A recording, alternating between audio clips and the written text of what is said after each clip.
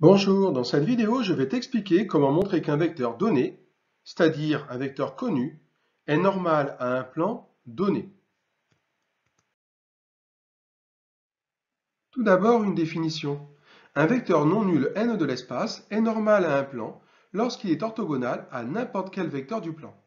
Et alors, lorsqu'il est orthogonal à tout vecteur admettant un représentant dans le plan P. Je vous vois venir!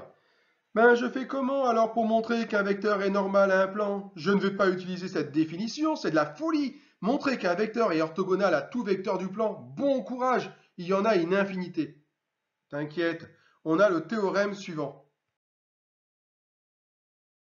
Un vecteur non nul n de l'espace est normal à un plan P s'il est orthogonal à deux vecteurs non colinéaires du plan P. Rassuré, il suffit de montrer que le vecteur est orthogonal à deux vecteurs du plan, mais attention tout de même, tes deux vecteurs du plan doivent être non colinéaires. Il faudra donc t'en assurer. Regardons l'exemple suivant. ABCDEFGH est un cube de côté 1. Démontrez que le vecteur DE est un vecteur normal au plan ABG. Il s'agit d'un cube de côté 1. Il est donc facile de proposer un repère orthonormé. Plaçons-nous dans le repère orthonormé A, vecteur AB, vecteur AD, vecteur AE. Donnons ensuite les coordonnées du vecteur DE, puis de deux vecteurs du plan ABG, qui ne sont pas colinéaires, je te rappelle. Par exemple, le vecteur AH et le vecteur AB. Il s'agit de deux vecteurs du plan ABG qui ne sont pas colinéaires.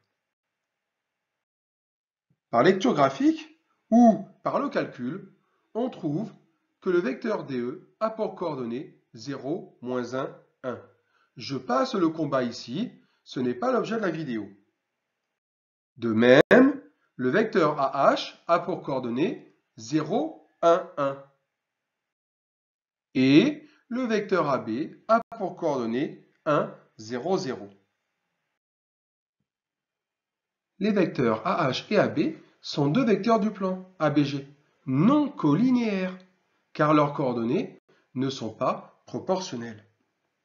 Montrons enfin que le vecteur DE est orthogonal à ces deux vecteurs. Facile maintenant. On calcule les produits scalaires suivants. Le produit scalaire des vecteurs DE et AH est égal à 0 fois 0 plus moins 1 fois 1 plus 1 fois 1, c'est-à-dire 0. Donc le vecteur DE est orthogonal au vecteur AH.